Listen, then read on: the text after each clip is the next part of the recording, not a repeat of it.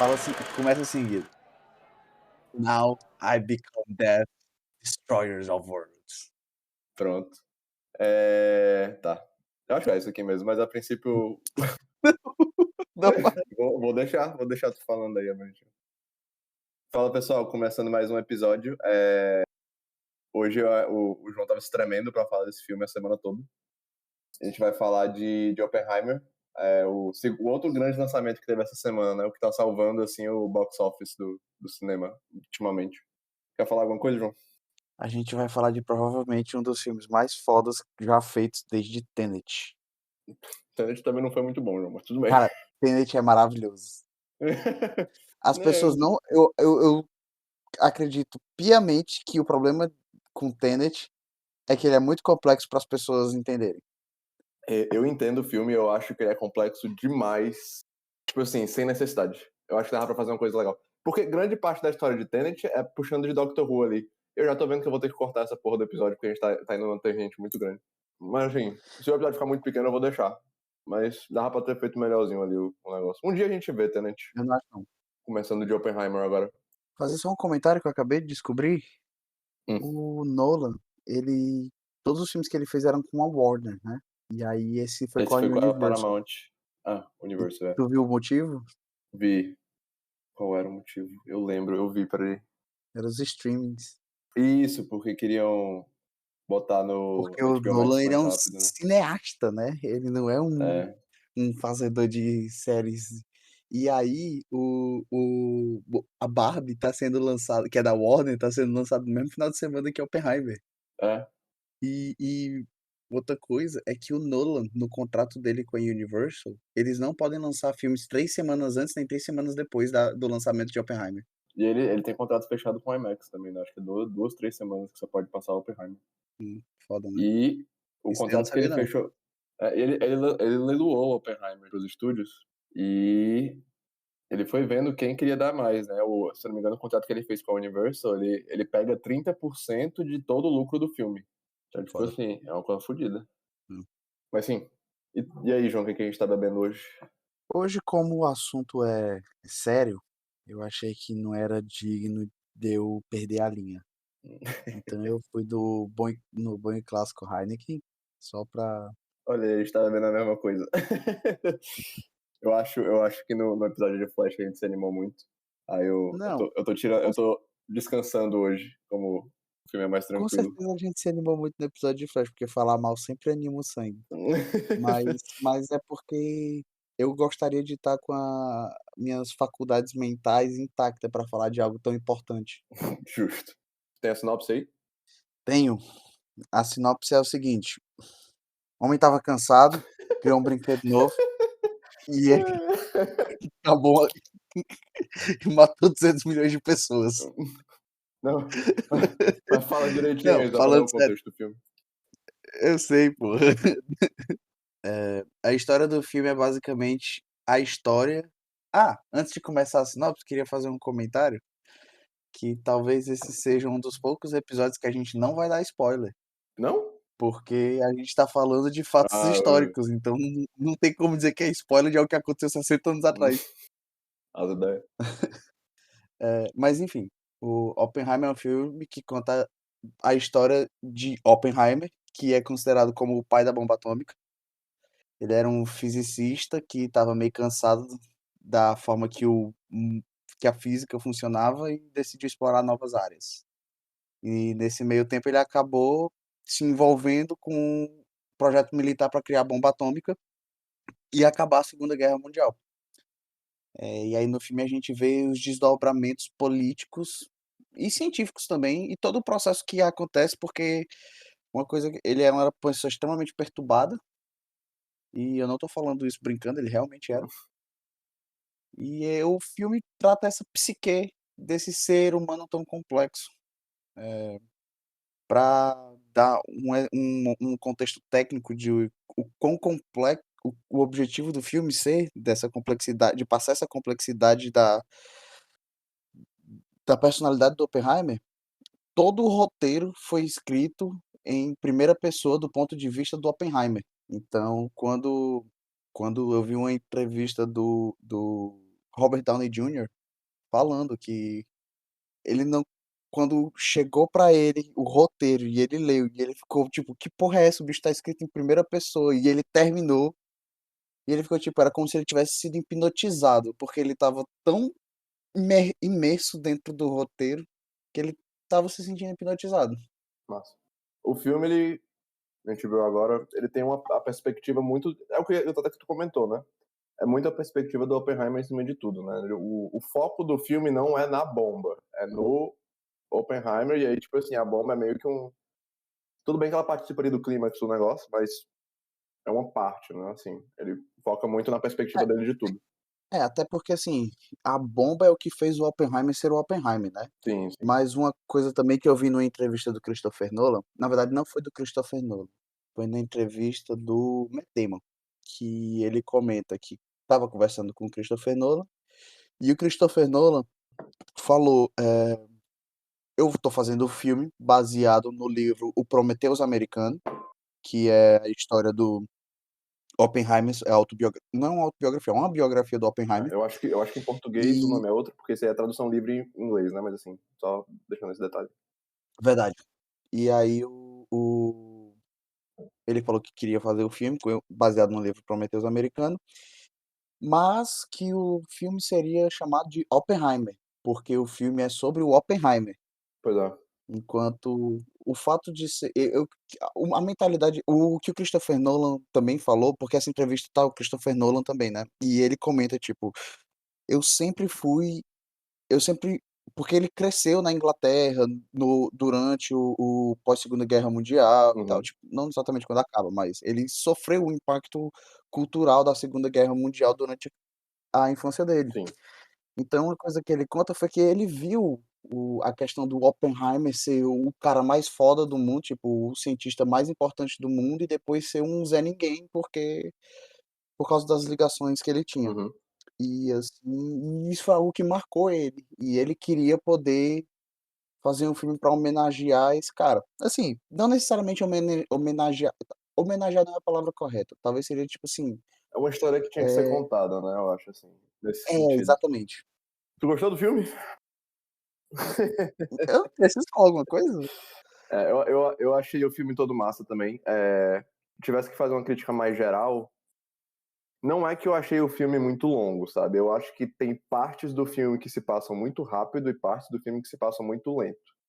E aí eu acho que só podia ter um balanceamento ali.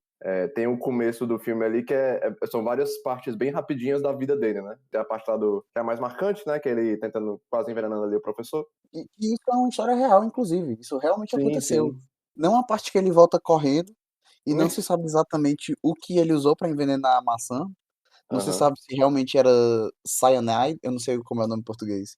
Sim, sim. Eu também não. Cloreto de cianeto, eu acho, alguma coisa assim, Deve ser. mas, não se sabe se realmente era cyanide ou só alguma coisa que ia fazer ele ter uma diarreia, mas ele realmente envenenou a maçã. Pois é. E aí eu acho que tem esse começo que é tipo assim, pá, pá, pá, pá. Eu entendo que é porque você tem que chegar ali na narrativa que você quer contar mesmo, né? Que é o desenvolvimento dele ali com a. Tem uma partezinha da parte comunista, né? Que é quando ele conhece ali a primeira amante dele e tudo. Enfim, e aí eu acho que a última hora do filme, que é basicamente assim, depois da bomba, eu acho que ela é devagar demais.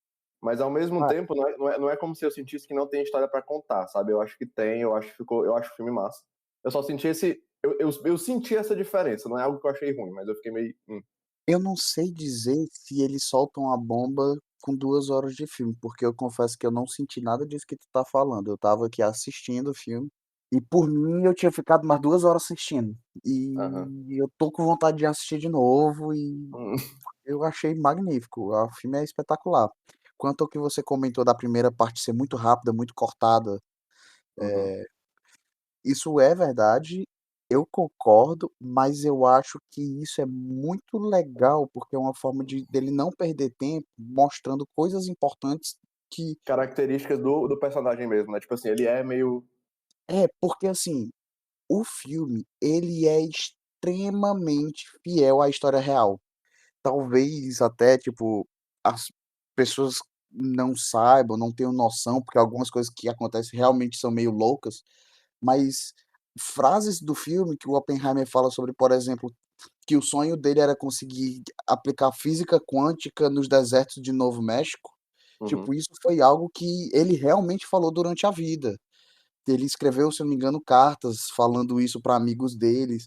Então, o filme é de uma veracidade que, pela forma que o filme é feito, isso não parece. Então, uma coisa também que eu cheguei a ler depois que eu assisti o filme foi que existia tese de que ele sofria de uma leve esquizofrenia quando era mais jovem, Uhum. porque ele tinha algumas características e alguns relatos de coisas que você associa com pessoas que sofrem de esquizofrenia. Então, essa história de, por exemplo, que no começo do filme mostra muito ele olhando para o espaço, né, e ele tendo essas visões. Cara, eu achei massa isso. Eu ia comentar. Deixa eu terminar aí o raciocínio, mas eu comento depois. E, tipo, isso daí vem muito da personalidade do Oppenheimer verdadeiro. Tipo, Uhum. são coisas da característica dele, do ser humano, não do ator, do personagem, entendeu? Entendi. É, eu achei massa esses cortes rápidos, esses flashes que eles dão, né? Achei mais no começo pra metade do filme, depois eu não senti tanto. São os flashes que eles dão como se fosse a mente dele, né, funcionando. E aí tem umas faíscas e de vez em quando tem como se fosse aquele curvatura da luz, como se estivesse, né, num ponto de gravidade assim, tal. Enfim, é muito cortezinho que simboliza o que ele tá pensando, o que ele tá vendo, que parecem umas estrelas de vez em quando. Eu achei massa esses cortes que o Chris fez. Já que a gente ainda não tá falando especificamente da história, vamos comentar mais um negócio técnico, que Uhum. eu sou bastante fã do Nolan, então talvez. Vamos, vamos falar mal do som? Vamos. Não, calma. Hum. Aí não é falar mal do som, porque o som é perfeito, mas não é isso. Era que, se você for parar pra prestar atenção, o Oppenheimer, ele junta tantas coisas diferentes em tantos outros filmes do Nolan, Pra caralho. porque, por exemplo, você tem toda essa questão da física quântica e alguns efeitos de tipo da luz, como você mesmo comentou, que lembra muito o que foi trabalhado no Interstellar.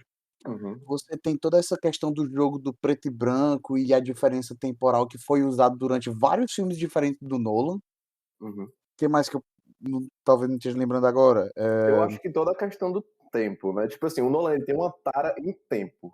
A questão da guerra, da equipamento que vai destruir a humanidade, que é a mesma Uhum. história do Tenet. Então, Uhum. assim, de certa forma dá a impressão de que, tipo, o Nolan a outra não só do Tenet, mas também não é a primeira vez que o Nolan faz um filme sobre Segunda Guerra Mundial.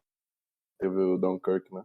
É, então é um negócio, cara, que dá a impressão de que meio que foi, tipo assim, o Nolan preparando, aprendendo e se aperfeiçoando pra fazer esse filme. Porque a única coisa que esse filme tem, que é extremamente diferente de todos os filmes do Nolan, é a falta de ação. Não é um filme de ação, né? Assim. É extremamente político. Você Sim. tá horas vendo pessoas conversando. É o que eu vejo muita gente dizendo, né? Que esse filme é a culminação, assim, do que o Nolan tem feito. Não necessariamente um final, mas, tipo assim, reunindo tudo que ele aprendeu. Nessa mesma linha que tu tava falando, ele também tem essa tara dele em questão de tempo. Então ele pega, bota aqui duas perspectivas diferentes, em dois tempos diferentes, tal, tal, tal. E sempre é uma coisa que ele fica metendo ali nos filmes. E eu acho que toda a parte de storytelling dele, eu acho que tá mais desenvolvida nesse filme. Ele teve seus problemas ali no Tenet, mas ele tinha feito uma coisa legal no Dunkirk, ele tinha feito uma coisa legal em Inception. É... não tem muito assim, né? Tipo assim, todos os filmes dele são bons. Mas Inclusive Tenet. é uma... não. Mas medíocre. Mas enfim. É muito legal de ver. Tipo, todas as referências... Não necessariamente referências, né? Mas você vê detalhes dos outros filmes no Oppenheimer. Até porque, eh, eu tenho uma certa idade que eu já venho acompanhando o Nolan, né, eu conheci o Nolan no primeiro filme do Batman, Batman Begins. Uhum. Virei fã dele pelo The Dark Knight, depois fui atrás de assistir o catálogo de filme deles, o que não é muito difícil, porque não é grande, mas É. assim, quando você vai olhar, cara, todos os o cara é muito bom no que ele faz. Eu acho que às vezes ele alopra, sabe? No sentido de, tipo assim, ele vai longe demais. Foi o caso de Tenet e é o caso de Memento também, não sei se você já viu. Eu amo, mas eu não concordo com você, porque eu acho Memento, cara, porque presta atenção, eu acho que se você for parar pra quando você tem uma história como a de Memento, a história é muito besta. Se você for parar pra analisar mesmo, se a história fosse contada de uma forma linear, ela não ia ser interessante. Só que toda Concordo. jogada que ele faz com o tempo, te faz sempre ficar pensando o que é que vai acontecer depois. E no momento que você chega no final, que todas as peças do quebra-cabeça encaixam, é que você rola aquela negócio de tipo assim: "Caralho, macho, sério que a história é assim?", entendeu? Eu concordo plenamente, só que é muito chato. Não necessariamente chato, mas é muito lento o filme. Tipo, eu gosto do filme.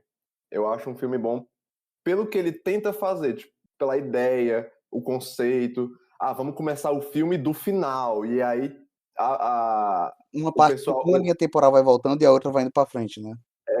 E o espectador vai tentando entender aquilo como se fosse uma coisa linear e tal, tal, tal, até que no final ele se toca do todo, né? Uhum. É uma ideia massa, sendo que eu achei muito lento. Pra tu ter uma noção, eu dormi na primeira vez que eu vi o filme. Não, isso daí eu acho que não significa muita coisa não, cara, porque eu também dormi na primeira vez que eu vi em 2001, Um Odisseia no Espaço, É e foda. eu não vou dizer que eu acho o filme maravilhoso e tal, o filme foi muita viagem, depois eu dei uma lida, eu vi sobre o que é que o filme Uhum. fala e tal, achei legal, mas é porque eu acho que rola às vezes uma falando aqui é uma tangente, né, mas falando às vezes desses cineastas ainda mais antigos, como é o caso de Taxi Driver, eh, antigamente existia todo esse negócio de você ficar impressionado com o cinema só por ser o cinema, coisa que hoje em dia já não acontece Uhum. mais. Então, quando os cara conseguia passar 1 hora trabalhando um personagem, primeiro que o telespectador já ficava tipo: "Cara, eu tô vendo isso aqui acontecendo nessa tela enorme, então isso aqui já é impressionante". E depois quando a história finalmente chegava no final, e você tinha aquele choque, aquela revelação, aquela conclusão, que o Kubrick faz isso bastante, né, de tipo assim, Sim, pra explodir sua cabeça, realmente explodia. Hoje em dia é mais difícil porque o mundo evoluiu, as pessoas mudaram, nossa enfim. Que é isso, mas, assim, pra falar de uma parte mais técnica do filme, porque, o tecnicamente falando, cara, eu acho que hoje em dia não tem diretor mais foda do que o Nolan. Não por todas essas questões de, tipo, o cara escreve muito bem, ele tem visões de filme muito bem, a quantidade de atores famosos que tem no filme, que os caras aparecem por 2 minutos e não aparecem mais, mostra como o Rami o diretor é Malek, né? foda, porque todo mundo quer trabalhar com ele. Tem a entrevista do Matt Damon que eu estava vendo, ele fala que ele estava de férias, e que ele tinha combinado com a esposa dele que a única coisa que podia tirar ele das férias era o Christopher Nolan. Aham. E foi lá e deu. É, só que tipo assim, é esse negócio, cara, se você for parar pra pensar, eu não lembro, se eu não me engano, o filme ficou em torno de 250 milhões, um negócio assim. Acho que não, acho que tinha sido 100. Deixa eu abrir aqui o Google rápido, tá aqui, 100 milhões no Google tá dizendo. É, pois é, mas Não. enfim, a questão é, o cara pegou, gastou 100 milhões num filme desse. Meu irmão, só o contrato do Robert Downey Jr. pra ser o Iron Man é mais do que isso, entendeu? Uhum. Então, assim, É isso isso mesmo. mostra como o cara tem moral, porque a galera não quer um contrato muito bom pra trabalhar com ele, só quer ter o prazer de trabalhar, que é o caso do que a gente vê com o Matt Damon. Uhum. Sim. Então, tipo assim, só que aí onde eu ia chegar aqui falando, porque eu acho que também, na minha opinião, há o argumento ser feito do Tarantino, porque eu acho que o Tarantino é um cara que ele faz muitos filmes inovadores também, filmes diferentes do que o que se vê hoje em dia, entendeu? Sim, sim. Porque se a gente pegar qualquer como é o nome do cara que fez Transformers? O Michael Bay? É, qualquer filme do Michael Bay é sempre a mesma coisa. Enquanto se você vai ver um filme do Tarantino, do Nolan, eles são sempre uns negócios e o que eu acho impressionante é porque Eles deixam a marca deles, né, é, assim. exatamente. São 2 caras que eles conseguem fazer isso e ao mesmo tempo fazer a história tão impactante que todo mundo quer assistir. E o único motivo pra eu dizer que eu acho que o Nolan é o maior diretor em muito tempo, já eu acho que talvez desde, sei lá, da década de 70, porque o cara ele tá ativamente revolucionando a indústria do cinema. É tipo, É, como por ele exemplo, agora eu acho que talvez ele é o único diretor que só grava se for usando a maior qualidade do IMAX. Todo filme dele sai essas notícias de que tipo: "Ah, só dá pra assistir em 30 cinemas do mundo", esse tipo de ele coisa. disse que não botou nenhum CG, né, também no filme, não tem shots, não tem frames de CG no filme. Mas ele tem um sério problema com o som, cara.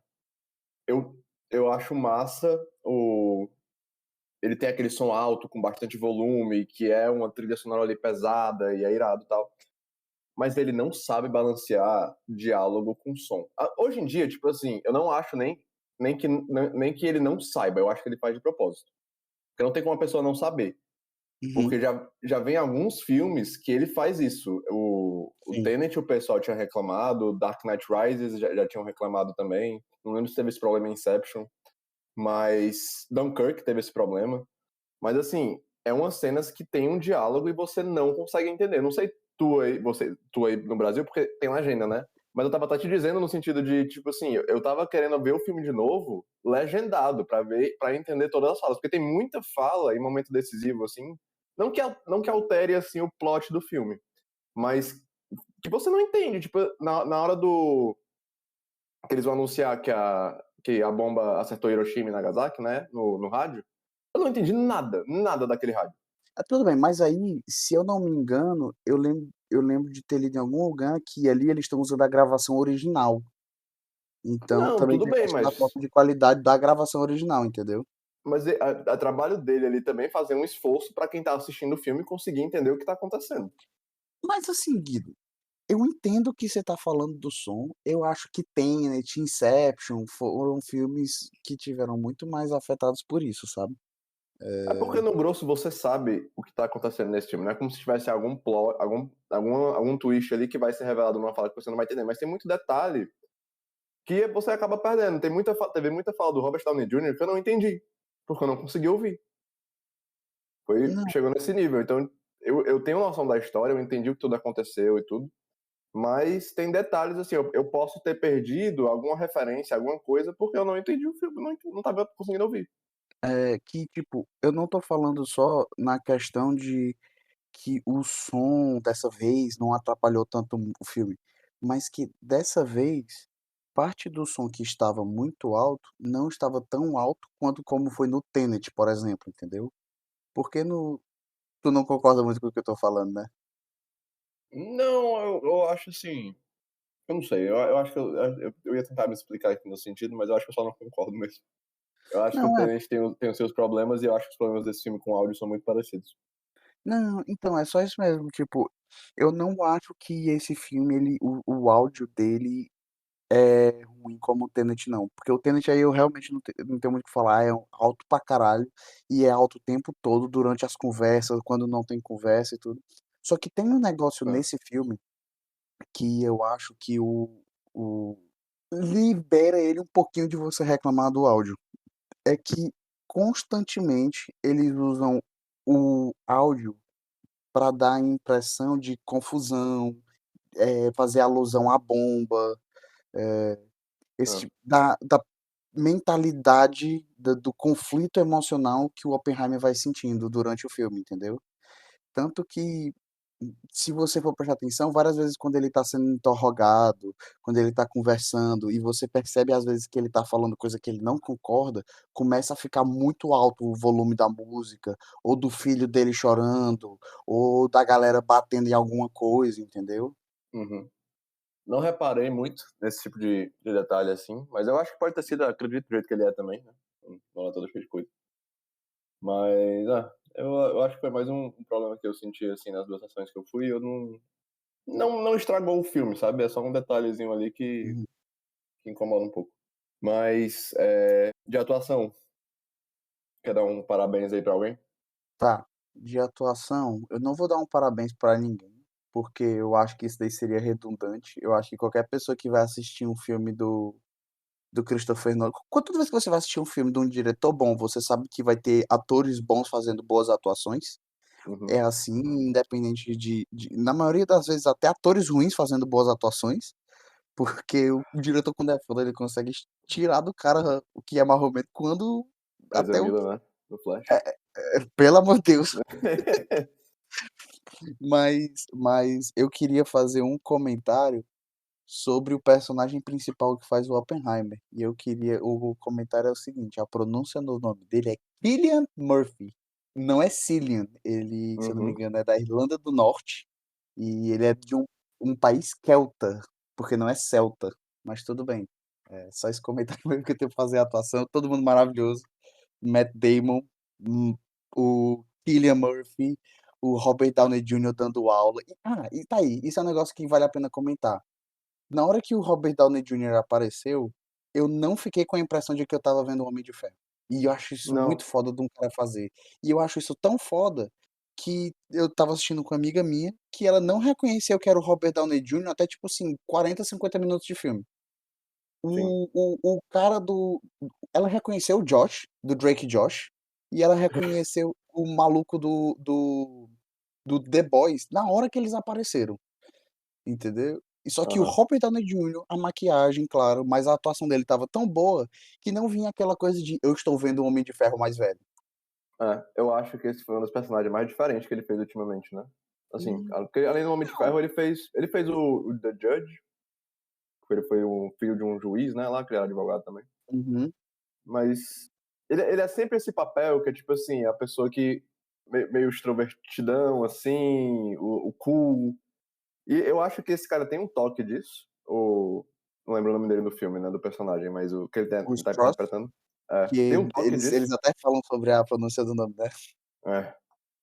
Mas eu acho que foi uma coisa bem diferente, assim, tá? Eu achei ele massa. Acho, inclusive, que ele vai. Acho que vão botar ele pro Oscar de coadjuvante. Merece. E o Acho que a Cillian Emily. merece de ator principal. Pois é. Não, o. Todo mundo merece, cara. Todo mundo merece. Acho que a Emily Blunt vai pegar coadjuvante também. Acho que ela tá bem no filme, especialmente aquele monólogozinho dela que ela teve lá na interrogação. Cara, muito massa. Pois é. E o Cillian Murphy, assim, o cara não precisava nem ter falado nada o filme todo, né? Se ele fosse só, tipo assim, fazendo aquelas caras que ele fazia. O cara tem Muito um foda, olho mano. muito, muito coisado, né? O olho dele Você passa muita coisa. não só o olho, né, mas todo a feição muscular dele, você percebe quando tem momentos que ele dá um sorriso que você vê, tipo assim, é um sorriso desconfortável, e ele não fala nada. Tem É, porra, cara, é constante, tipo assim, momentos que só pela atuação dele você entende o que o personagem tá sentindo. É aquela história do show don't tell, né, mostre, mas mostra sem falar. aham, Você tem uma tela enorme na sua frente, você não precisa explicar tudo, você pode só mostrar o que está acontecendo. E o cara consegue fazer isso com emoções, que é muito difícil. sim. Não, ele se garantiu demais. Eu acho que ele, tipo assim, ele vai participar lá do Oscar. Não vou dizer que ele vai ganhar de cara, porque a gente não sabe os filmes que vão ter ainda durante o ano aí, né? Mas deve ganhar, porque Eu acho que ele Nolan, merece, assim. O Nolan também tá merecendo de Oppenheimer, melhor diretor. e ainda mais com essas greves que estão rolando agora, vai ficar difícil de concorrer. Também tem isso. Mas, Agora, hum, um tinha um negócio que eu queria comentar, eu não lembro, eu lembro que tinha um negócio que eu queria comentar, mas eu não tô lembrando o que era. Mas é isso aí. tendo essa visão geral mais, né? O filme é foda. Só fiz no geral que a gente abrangeu o filme inteiro, né. Não, mas eu digo entrando em detalhes do plot agora também, né? Achei massa que o filme é dividido em dois. Pra mim, quando eu vi o filme, era muito um negócio de, tipo assim, futuro e presente. Tinha a parte preto e branco que estava acontecendo no futuro, que era depois de toda a putaria, né? Depois que a bomba tinha explodido, os problemas lá com o comunismo dele. E ele estava sendo julgado se tinha ou não acesso ainda a informações militares lá. E a parte colorida, que era o presente, que ia contando a história linear e tal. Depois eu fui ver, fui pesquisar que eles disseram que toda a parte preta e branca, ou toda a parte colorida, é a perspectiva do Oppenheimer, a visão dele na história toda. E a parte preta e branca são coisas que são fatos, né? Gravados na história de alguma forma. É, Seja, o Christopher Nolan falou isso? acho que foi. O preto e branco é mais uma coisa de se foi registrado, foi alguém que disse, estava gravado em algum canto, foi mais esse tipo de coisa. Porque, assim, eu tive a impressão mais ou menos assim, só que tem momentos do filme que eles mostram a mesma cena em preto e branco e em cor, né. Isso. Então eu tive impressão de coisas diferentes. Teve momentos que eu tive a impressão de que o filme estava uma parte sendo pela visão do Strauss e uma parte pela do Oppenheimer. Então tinha momentos também que eu tinha essa sensação de que uma que era fatos que, tipo assim, o Nolan estava como é que eu posso dizer? Tipo assim, como se o Nolan tivesse querendo mostrar pra gente, telespectador, entendeu? Porque, por exemplo, toda aquela parte do que acontece em Los Alamos a gente não sabe. Então, Aham. enquanto a parte que era preto e branco era o Nolan mostrando, batendo na mesa, falou assim: "Até que isso aqui é tudo registrado, não precisa". Mas enfim, Pois é. eu acho que independente de o significado, eu acho que Eu acho inde que cada um tem sua interpretação do negócio, tipo assim, eu é porque eu defenderia acho esse que ponto. independente do que você interpretar essas diferenças, ela vai manter o significado do filme e se cada pessoa tiver a sua interpretação, talvez fique mais significativo ainda, né. Sim, Eu sim. acho que você saber o motivo ou não, não vai fazer diminuir. Ah, um comentário sobre isso. A parte colorida, se eu não me engano, eles chamam de fissão, não, Uhum. de fusão, e a parte preto e branca eles chamam de fissão, é isso? Eu não tenho Não, certeza. não, eu acho que a parte colorida é fissão e a parte preta e branca é fusão. Aí o comentário que eu queria fazer aqui, sendo nerdando, a fissão e fusão são 2 processos que acontecem na criação da bomba atômica. Inclusive é mencionado durante o filme sobre a bomba de hidrogênio, porque existe uma diferença das bombas atômicas que existem hoje em dia para as bombas atômicas que foram soltadas no Japão. E a diferença é ridícula, assim, é inimaginável. Sim. Então, é tão ridícula que você usa a bomba que para você fazer chega em um certo momento do filme que o cara propõe você fazer uma bomba atômica usando hidrogênio. Para você fazer uma bomba atômica usando hidrogênio, você precisa usar uma bomba atômica de plutônio, que foi a que soltaram no Japão, para dar Sim. ser o gatilho dela. De tão ridículo que é a explosão, entendeu? Você precisa ter uma bomba atômica acontecendo para gerar uma bomba atômica maior ainda. E aí a diferença é a questão da reação em cadeia, né, porque todo isso é algo mencionado no filme também, que é realidade, a possibilidade de você acabar com a atmosfera da Terra soltando uma bomba atômica. Porque o conceito da bomba atômica é que no momento que você pega e você quebra o núcleo, isso vai liberar vários elétrons e nêutrons pela atmosfera e eles vão se chocar com outros núcleos na atmosfera, e isso vai fazer com que eles quebrem. E toda vez que isso acontece, ele vai gerando uma energia absurda sendo liberada que produz a bomba atômica. Então a preocupação era, se a gente soltar uma bicha forte o suficiente para gerar uma reação em cadeia que segue pela atmosfera todinho, teoricamente é Uhum. possível, entendeu? Sim, In sim. inclusive isso é legal porque é um tema que você vê no filme, dessa questão de reações em cadeias. Não necessariamente com a bomba atômica, mas com a vida do Oppenheimer, né. Então É. É, mas e aí, falando do começo do filme. sim. Cara, eu tenho tão pouco pra falar, assim, de momentos específicos, que eu só muito bom. Pois Achei. eu tenho coisas para falar de momentos específicos que eu acho fantástico. Hum, Primeiro, eu queria fazer um comentário que eu achei muito engraçado, porque a minha namorada estava com a irmã dela, e a irmã dela disse que queria assistir por causa do Cillian Murphy, porque é o cara de Peaky Blinders. Só por isso. É o cara do Peaky hum. Blinders, entendeu? Ele Mas tem aí essa ela fama. queria assistir. Com 20 minutos de filme, cena de sexo pesada, né? Então, Desnecessário, eu achei. eu não Eu achei. achei, eu achei toda. Eu sou o tipo de pessoa que eu já acho cena de sexo desnecessária. Eu acho que dá pra você sempre passar a intimidade de outras formas. Dito isso, Eu não, mas aí é que eu acho que tá o problema. Ele não tá querendo passar intimidade. eu acho que. Tu acha que tá passando o quê? Pra mim, cena de sexo sempre passa a intimidade. Eu acho que era pra mostrar, tipo assim, a intimidade deles. Tipo assim, a que ponto tava a intimidade daqueles dois personagens, sabe?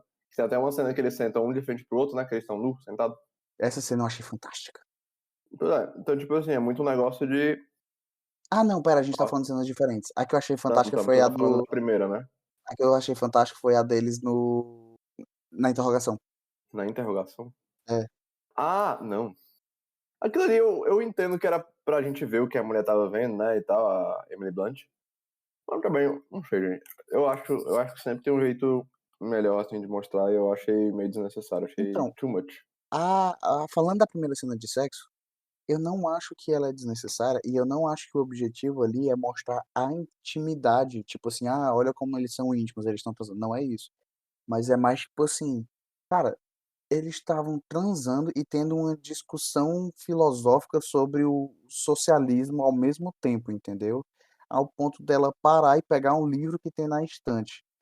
E e eles começaram a conversar sobre esse e ela porque da pessoa que ele é porque nenhum deles 2 ali são normal da cabeça, entendeu? Então eu Não, acho que era pra mostrar a relação deles, mas não pra mostrar como é íntimo, e sim como, tipo assim, são 2 pessoas descompensadas. pode ter sido.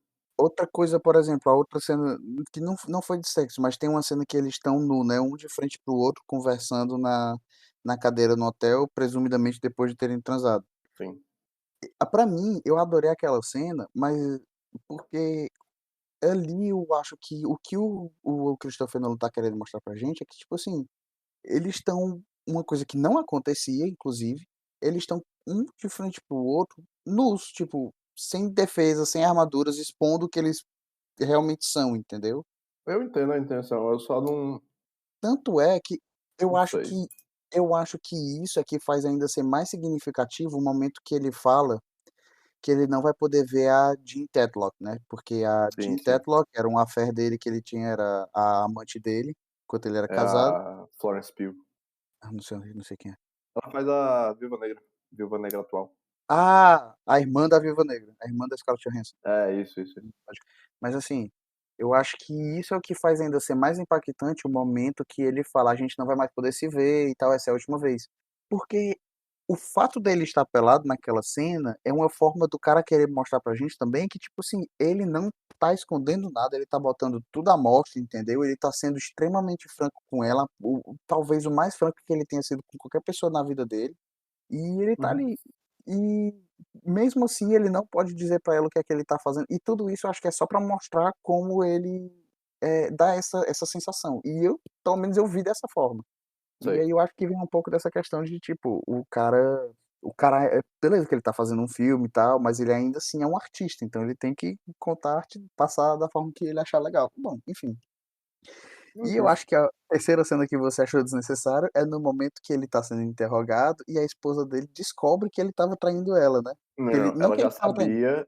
ela já sabia, mas ele tá contando a público, né, tá deixando, tipo assim, on record ali que E eu acho que aí a questão, cara, é porque é exatamente pra passar essa sensação também de humilhação, de que, tipo, tá ali à mostra pra todo mundo, entendeu.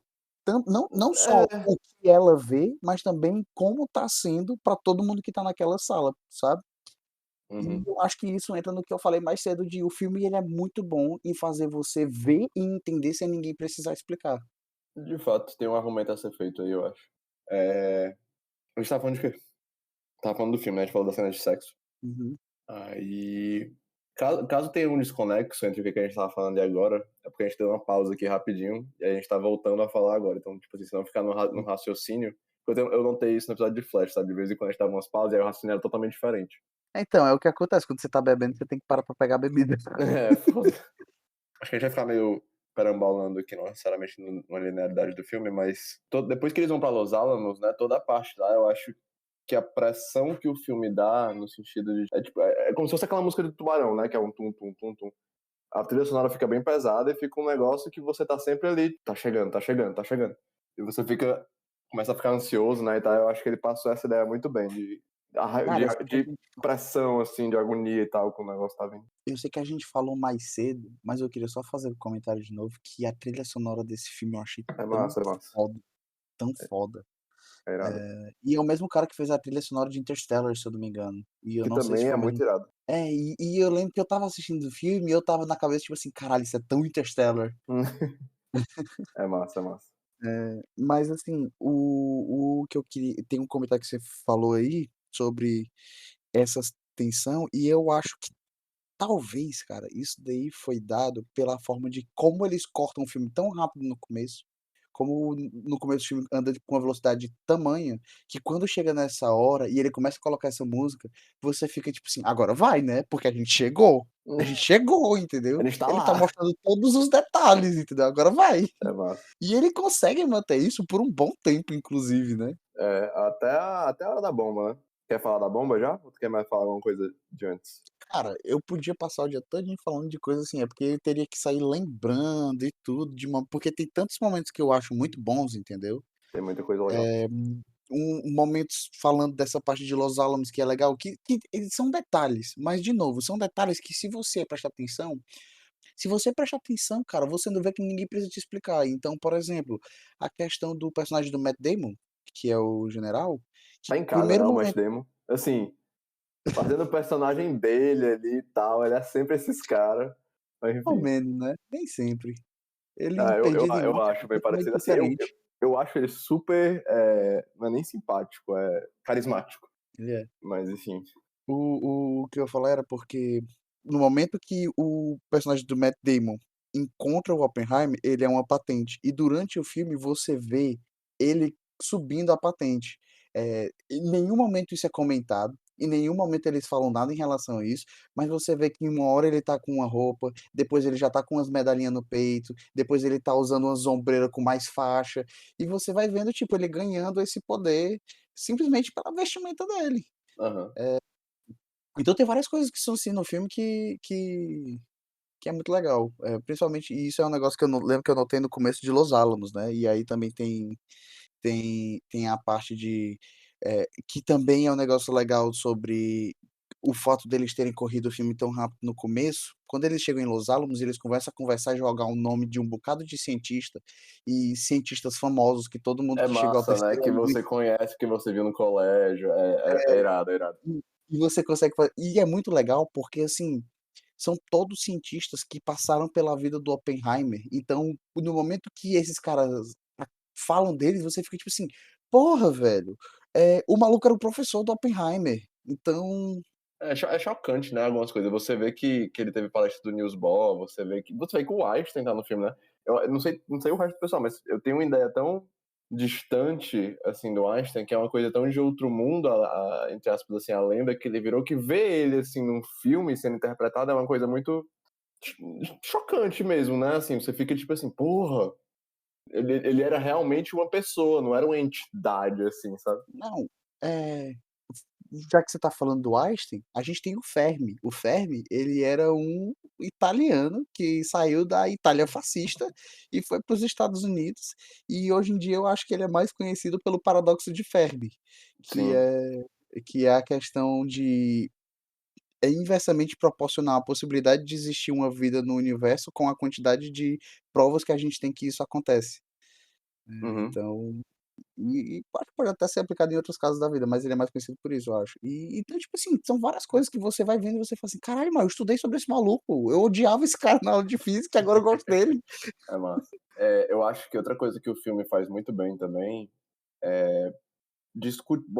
botar em pauta toda a questão filosófica do negócio de tipo assim, é necessário fazer isso ou não? Você vê que tinha muita gente contra, até o próprio Oppenheimer fica meio duvidoso, né? Mas tinha aquele argumento sempre de que, a gente vai fazer isso porque se a gente não fizer, os nazistas vão fazer. Se a gente não fizer, os nazistas vão fazer.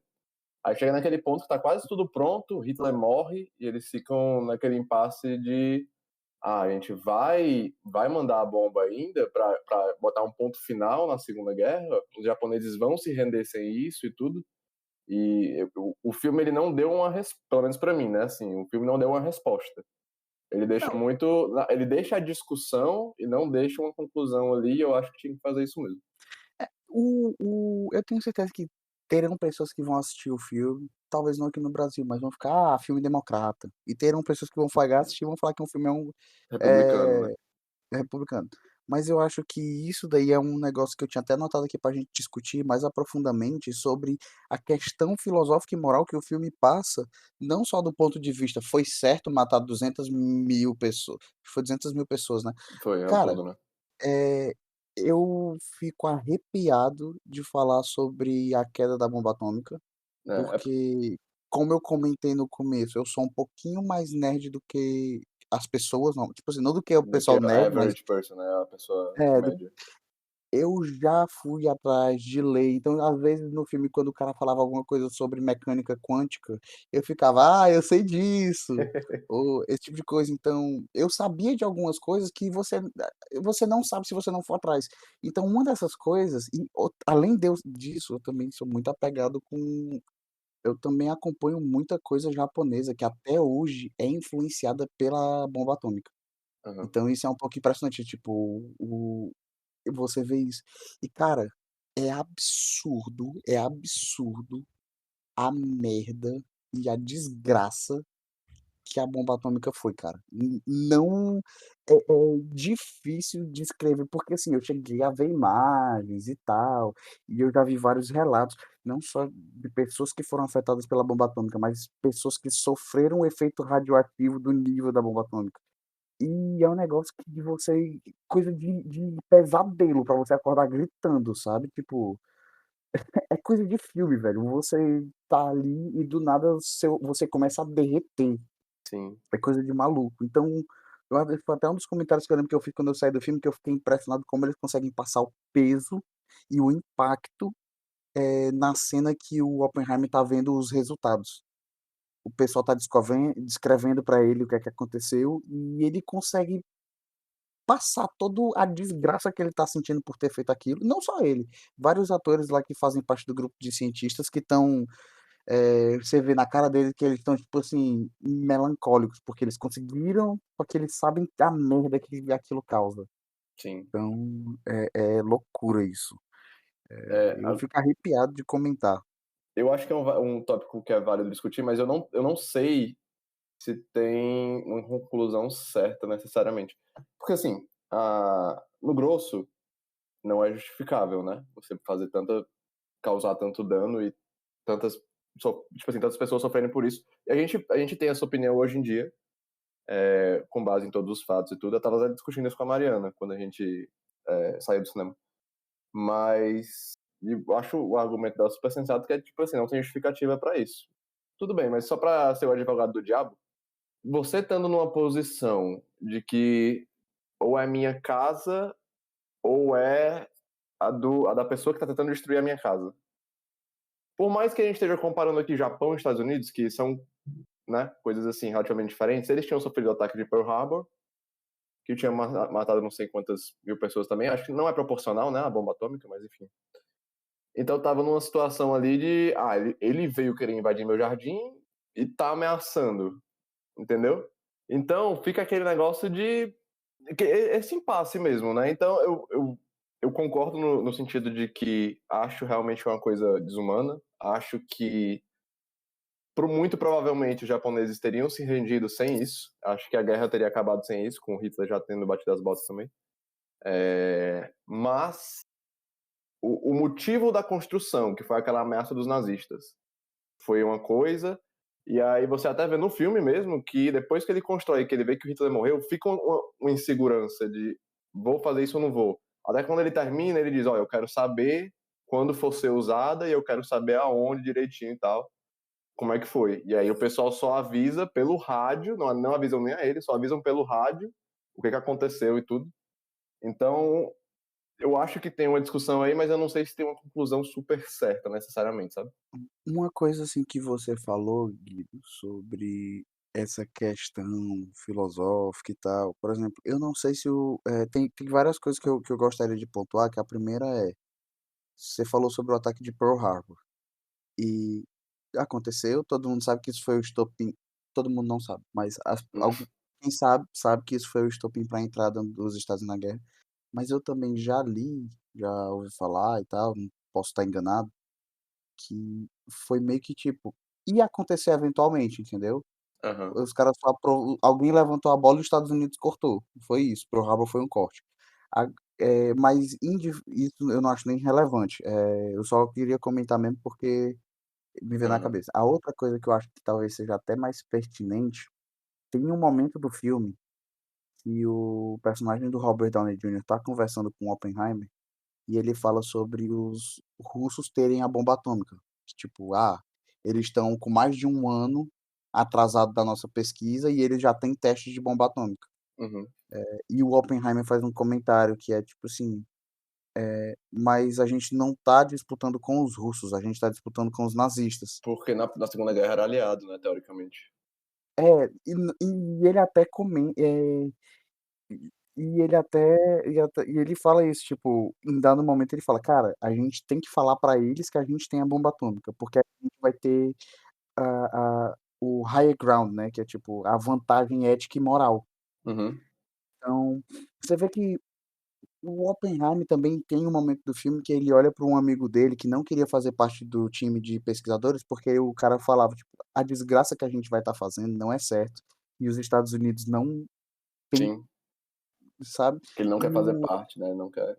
e o Oppenheimer fala para ele, tipo, cara, eu não sei se os Estados Unidos merecem ter uma arma tão poderosa, mas eu tenho certeza que os nazistas não.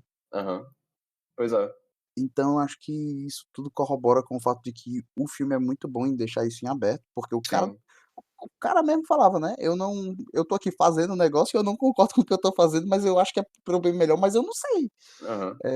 Uma outra coisa que você também comentou, e eu acho que dentro do filme os caras comentam sobre isso, é que, tipo assim, você não conhece os japoneses, eles não se rendem, né? Sim, Alguém sim. fala uma frase Eles mais ou falam menos isso. assim.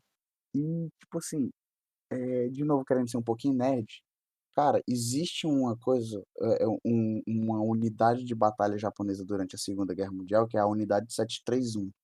E a unidade 731, ela foi, talvez, a maior atrocidade causada durante a guerra. Porque os caras faziam coisa que os nazistas olhavam e falavam assim: "Espera aí, amigo, tu tá pegando pesado". Uhum. E coisas assim que você olha e fala assim: "Cara, isso não é humano, isso é uma loucura". E É.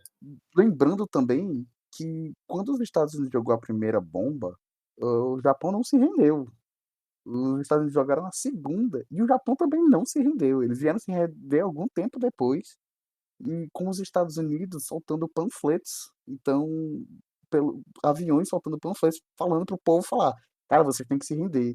Então, assim, e naquela época o Japão ele era dominado por um maluco que nunca tinha, não sabia nem amarrar os próprios cadastros, entendeu? O cara não sabia nem o que era uma guerra e só mandava a galera lutar e a galera lutava. Então, Sim, eu só tô falando isso porque para dar base para aquele argumento de realmente, assim, não dá pra saber, entendeu? Talvez se eu soltasse no meio do nada, eles iam falar: grande bosta, só faz fumaça".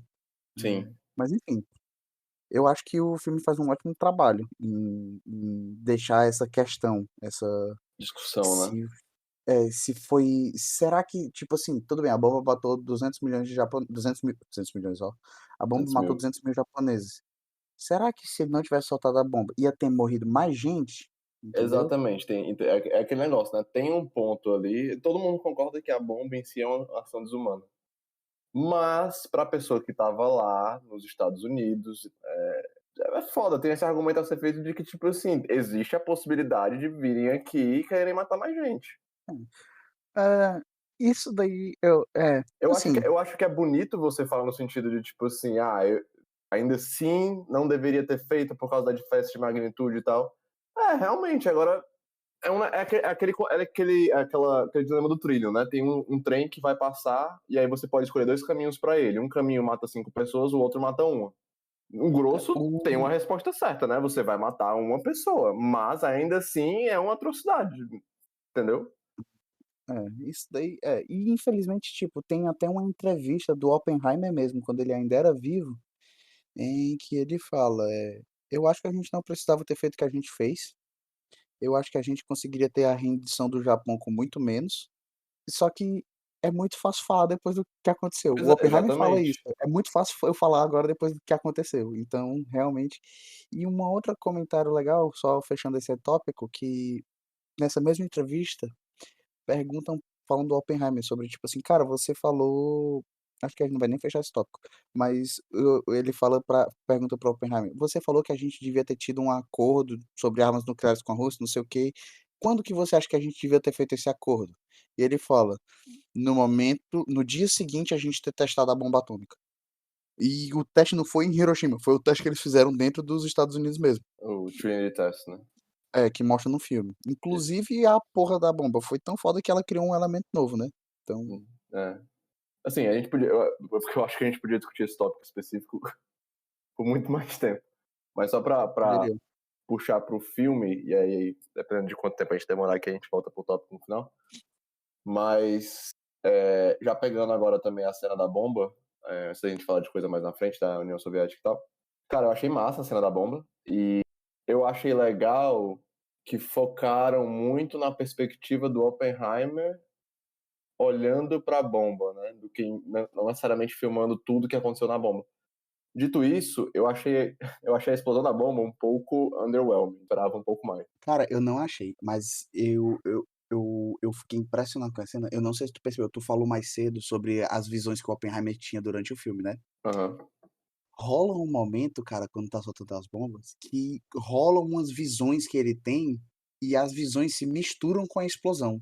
Sim, sim, é Não legal. sei se tu percebeu. E eu achei isso muito legal, porque eu acho que é meio que, tipo, culminando, mostrando que, tipo, toda a vida do cara chegou àquele ponto e ele conseguiu juntar tudo que ele estava vivendo naquilo ali. Achei que Sim. foi uma metáfora muito boa para os problemas da cabeça dele. É Eu massa, é massa. também achei, falando disso, né, você falou que não Explosão. achou que a explosão foi tão grande quanto deveria ter sido. Eu não consigo imaginar os cara passando uma sensação de bomba atômica no cinema, entendeu? É, eu acho Eu difícil acho também. que, a não ser que o cara soltasse uma bomba dentro do cinema, eu não ia ficar satisfeito. Mas eu acho que eu acho que aquilo ali é aquilo ali mesmo, eu não tenho nada pra reclamar, entendeu? Passa a sensação, né? Eu acho que a minha expectativa era muito grande pra ver, mas eu acho que a sensação que passa já é o É. suficiente. E eu queria dizer que o trabalho de som nessa cena, pra mim, foi impecável. Sem som, né? Assim, Só que o som, ele vem depois, na hora do impacto depois da luz, né? Na verdade do som. é tipo, rola luz, rola o fumaça, rola tudo. E aí quando mostra os personagens sendo atingidos pela shockwave, né, pela Uhum. onda de choque da bomba, é que sai o som, entendeu. E eu achei isso muito bom, porque que é o que eu tô querendo dizer do impecável, é porque é a onda de choque que quando você tá no raio de uma explosão, o que te pega é a onda de choque, entendeu. E aí eu acho que encaixou muito bem com isso. E aí, depois dessa cena, pra mim vem o que é a melhor cena do filme, que é ele fazendo o discurso naquela escola. Aquele tipo E ginásiozinho, né? porque ele começa e você já vê que ele tá impactado negativamente. Ah, desculpa, isso não é depois da soltar a bomba, é depois que sai a notícia que Sim, caiu a que bomba em atinge, Hiroshima, né? né. Ele vai fazer esse discurso e quando ele vai fazer esse discurso, ele já tá bem claro ali que ele tá impactado negativamente pela bomba, que ele não tá satisfeito com o que aconteceu, que ele é contra aquela desgraça toda. E aí ele chega, ele vai fazer o discurso, e ele começa a falar, e as batidas das pessoas começam a ficar ensurdecedoras. Uhum. E a toda o fundo começa a ficar embaçado também. E eu acho que isso é uma ótima forma de mostrar o sofrimento interno dele. Sim. E porque enquanto tudo isso tá acontecendo, quanto mais merda ele fala, que ele fica fazendo piadinha: "Ah, minha Que única ele fica meio, você fica meio numb, né? Meio vazio. e que ele fala que, tipo assim: "A minha única decepção é que a gente não conseguiu fazer a bomba rápido o suficiente pra soltar nos alemães". Ele faz Uhum. umas piadinhas assim, e cada vez que ele vai falando, você vai piorando. O volume da e não é música, não é nada, é barulho mesmo, ficando cada vez mais alto, e a tela ficando cada vez mais movimentada, embaçada. E aí é que rola o ponto em que uma mulher abraça ele e o barulho do abraço é mais alto do que a explosão da bomba atômica. É. E aí que é onde começa pra mim, porque ele olha, ele vai saindo do ginásio e mostra uma pessoa, aí a pessoa tá comemorando, aí ele pisca. Quando ele olha pra essa pessoa de novo, ela tá chorando copiosamente. É. Aí ele anda mais um pouquinho, olha para debaixo da escada e tem um casal se beijando pra caralho. Ele pisca e o casal tá junto, se abraçando, chorando. E isso acho que acontece em umas 3 ou 4 cenas diferentes dentro do ginásio. E eu acho que foi uma forma tão foda de mostrar todo o sofrimento interno dele, que ele conseguiu compreender todo o sofrimento que ele causou, que eu Sim. acho perfeito. Não, é muito bom. Nessa hora ele até pisa no chão, né? E, tipo assim, como se tivesse um cadáver lá, ele Sim. fica meio Ele vê um coisado. corpo carbonizado, É, calma. porque relatos que depois que a bomba atômica foi solta, né, lá no Japão, era capaz de saber até algumas coisas das roupas que as pessoas estavam usando, porque a queimação foi tão grande por causa da luz, que você via que em cantos que a pessoa estava usando roupas mais escuras estavam mais queimados do que em canto que as pessoas estavam de branco. Até tipo assim, se a pessoa tivesse com a camisa listrada, você via ali no chão, as listras É uma foda, mais né? clara ou mais escura. É. Depois do clima, assim, porque não é o clímax do filme, né? Mas assim, depois do impacto aí do Trinity Test, que a bomba é solta mesmo, começa essa parte desse vai e vem do Oppenheimer contra o Strauss, né? Que é o Robert Downey Jr. Sim. E eles culminam ali num negócio como se o Strauss tivesse planejado um bocado de coisa para o Oppenheimer ser mal visto e perder a reputação, né? Por causa do ocorrido ali no começo do filme, que ele humilha o outro. Também desnecessário aquela humilhação toda, né? Mas enfim, o cara segurou aquele remorso. E aí eu acho que o Chris Nolan ele pegou aí pra fazer uma coisa mais dramatizada, sabe? Eu não tenho muita fé de que deve ter acontecido exatamente desse jeito. De que o Strauss foi planejando cada detalhezinho de tudo ali pra no final das contas poder acontecer tal coisa. Tô concordando com o que você tá falando, mas assim, documentado que ele participou da queda do Oppenheimer, entendeu? E que ele foi o culpado principal. Sei. Talvez não que ele tenha sido esse gênio do crime perfeito como Nolan passou, Sim, sim. Pois mas é, pois é. Eu acho que teve uma dramatização ali. Não, não atrapalha, eu acho que, tipo, é um bom ponto, assim, realmente. Porque, que não, às vezes você tem que dramatizar um pouco e eles eram esses arqui-inimigos, assim, tudo, né? Um de um lado, outro do outro. Mas um detalhe aí que eu achei um pouco chato é que parece que foi um motivo mesquinho, né? Até certo momento que você tá pensando que é tipo assim, o Strauss tá defendendo a gente se armar e se proteger o quanto a gente puder contra a Rússia. É uma coisa de proteção ainda, da União Soviética. E o Oppenheimer tá lá, não, não, não, tal coisa, tal coisa, tal coisa. Quando viram aquele motivo mais pessoal, mais, é o que eu digo mais mesquinho, fica um negócio meio chato. Dito isso, pode ter sido tudo baseado em fatos reais, né? Assim, e realmente, quem nunca segurou um remorso por uma coisa mesquinha? né, que Mas, exatamente. Mas, para quesito do filme, me pareceu uma coisa bem dramatizada. Não que eu não tenha gostado, só que perdeu um pouco do peso pra mim quando entrou nesse negócio. eu posso estar enganado, certo, tal, talvez, mas o que eu entendi, não foi porque o que acontece é que o Oppenheimer vai pra frente de um júri e faz umas piadinha lá que meio que faz o Strauss parecer. Que não sabe, né, do que tá falando.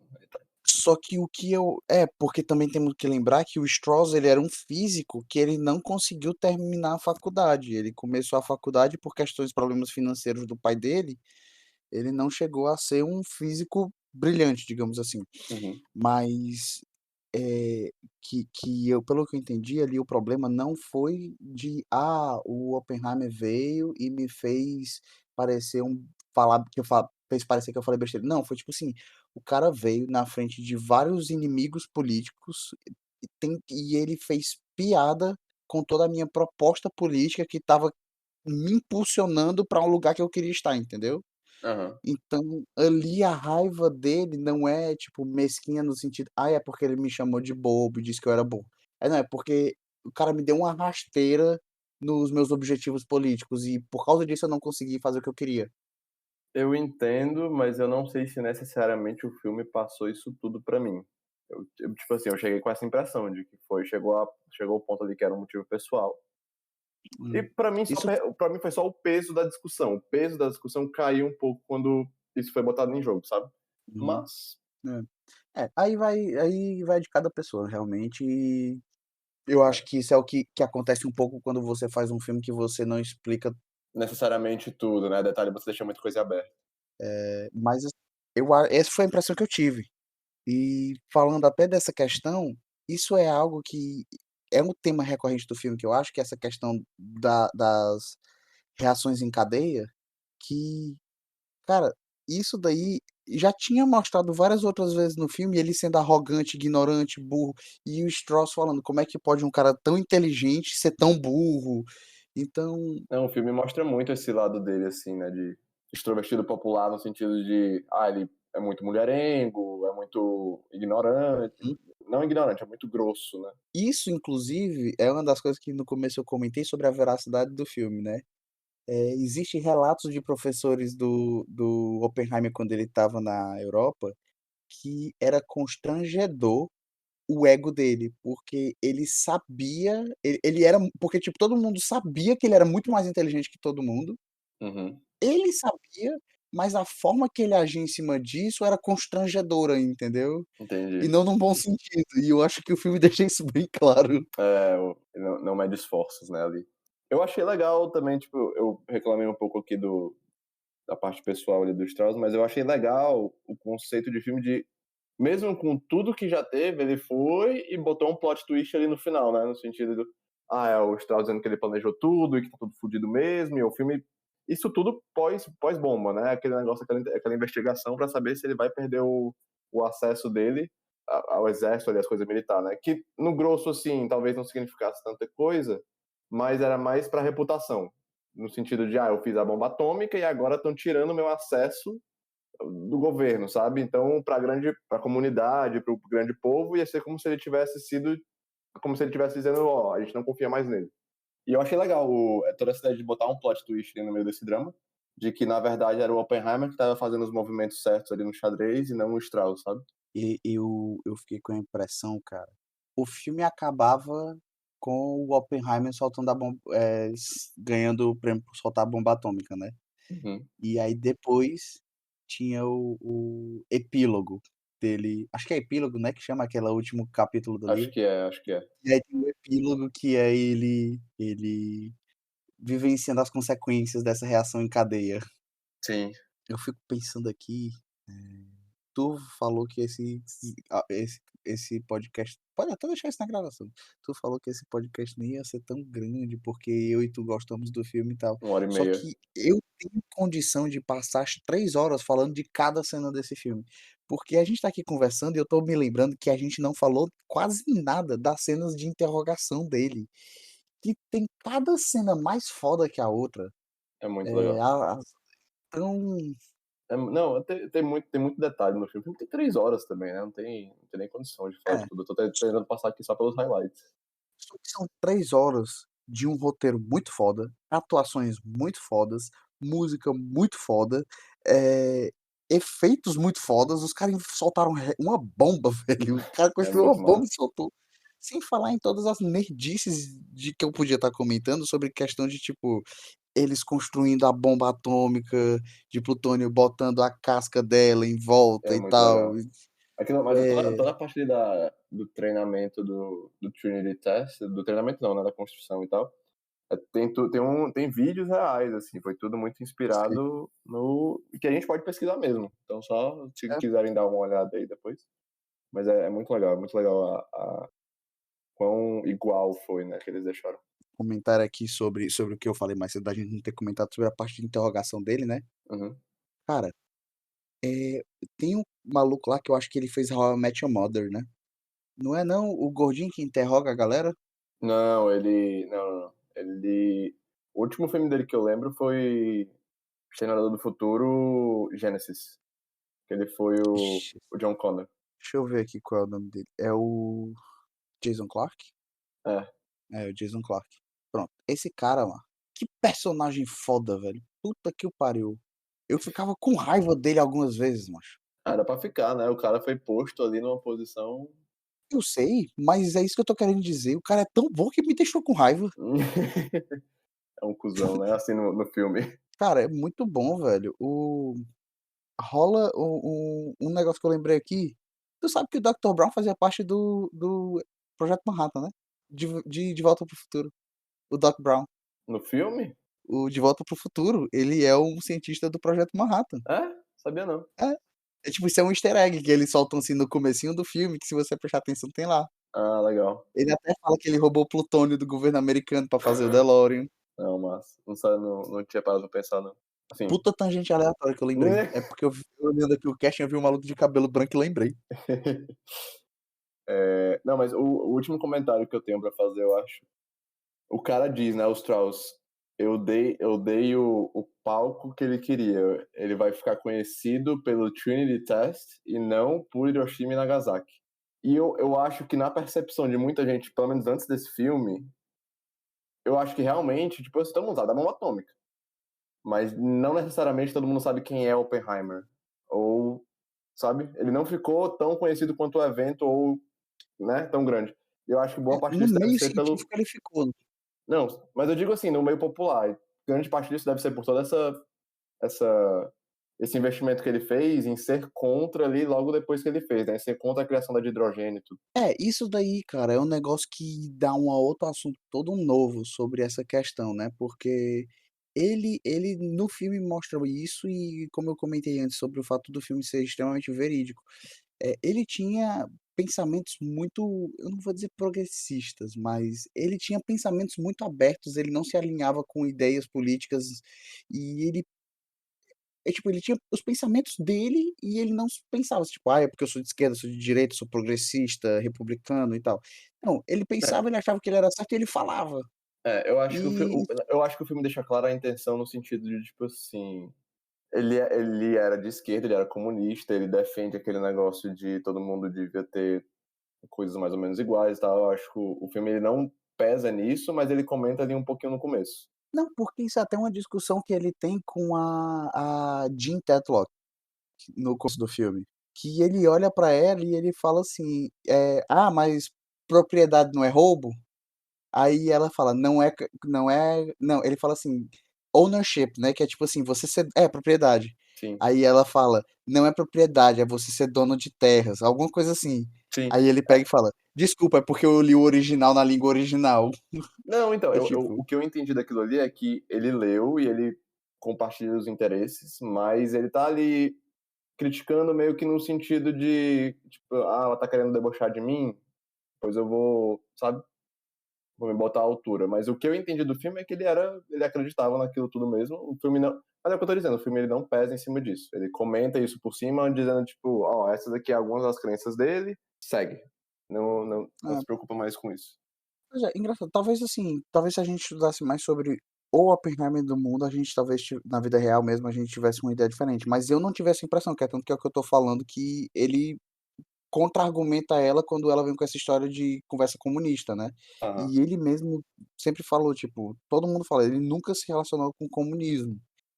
Por mais que você podia ele que se relacionasse com comunistas, ele também se relacionava com americanos extremamente republicanos, Entendi. que É, pode ter deixado então meio aberto, mas eu acho que foi mais o que eu peguei. Eu acho que é válido isso aí, tipo, pegar duas coisas diferentes no mesmo filme. Não eu acho necessariamente. que mas eu acho que o que acontece também é porque ele também fica muito marcado pelo fato de que, Segunda Guerra Mundial, a Rússia, ao pico do comunismo mundial, entendeu?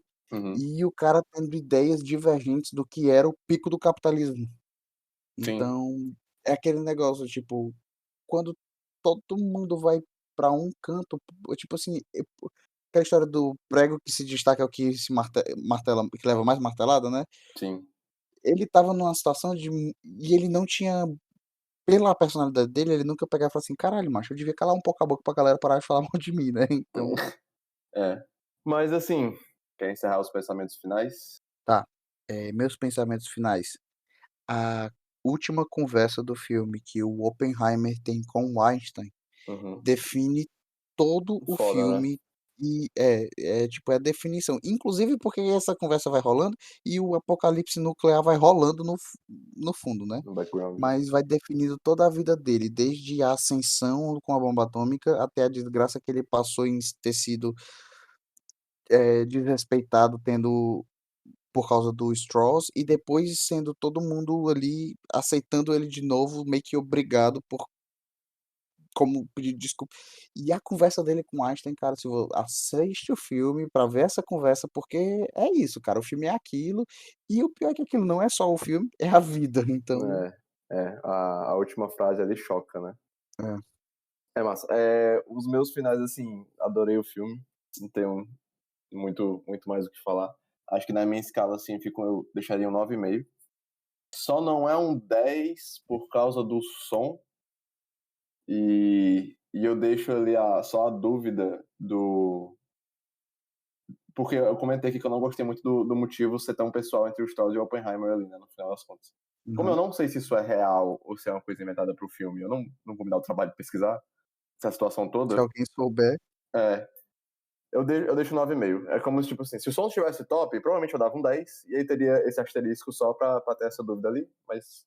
dá um 9,8, cara, Não, 9,5, 9,5.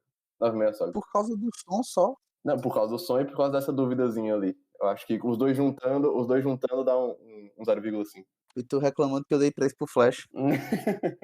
Eu achei Foda, 3 foi muito. foi foda. Mas o filme é top, não tem muito o que falar, não. Então fechou. Aí a gente tá gravando esses primeiros episódios muito juntos um do outro, então eu puxei aqui uma recomendação de um negócio que eu queria dar, que é um Hã. filme que ele é um filme, não vou nem dizer, porque eu acho que se eu disser estraga um pouco do filme, porque quando eu vi, eu não tinha noção do que era, e eu só me surpreendi muito. Foi até uma recomendação da Mariana. Coherence, o nome do filme. Hum. Deixa eu ver o nome em português. Mas não pesquisa pra tu não ver sobre o que é. Tá. Eu acho que não tem o nome em português. Pelo que eu tô vendo aqui. Deve estar na Prime Video, pelo menos aqui tava na Prime Video. O filme é top. Massa. Surpreendente, pra quem não sabe sobre o que o filme é. Acho que se ler estraga um pouco. Então eu vou deixar aí minha recomendação desse filme. O filme é irado. E eu só queria comentar também o quão ruim foi o final de Invasão Secreta da Marvel, mas eu não vou entrar dentro, não. Talvez um dia que a gente tiver um episódio menor eu. Certo, eu vou deixar aqui duas recomendações, elas não vão ser cinematográficas, aliás, uma delas pode até ser. A primeira é uma banda chamada Sabaton, e eles fazem músicas com temáticas de guerra, de guerra, não necessariamente mundial, mas de guerra. Se eu não me engano, os últimos dois ou três CDs deles foram envoltos na história da Primeira Guerra Mundial, porque de acordo com o vocalista, eles as histórias iam acabar, mas as histórias sobre guerra não iriam. E mais agora, mais pertinente é um mangá, mas se eu não me engano também tem ele em anime, acho que é um filme, não garanto, mas o nome é Hadashi no Gen. Se eu não me engano significa geração dos pés descalços, um negócio assim. E eu acho que talvez seja a representação mais agoniante de bomba atômica que eu já vi. Fica aí a recomendação. Acho que vocês estão vendo que nos primeiros episódios aqui as recomendações das minhas são mais mainstreams e as do João são um pouco mais ali nas beiradas.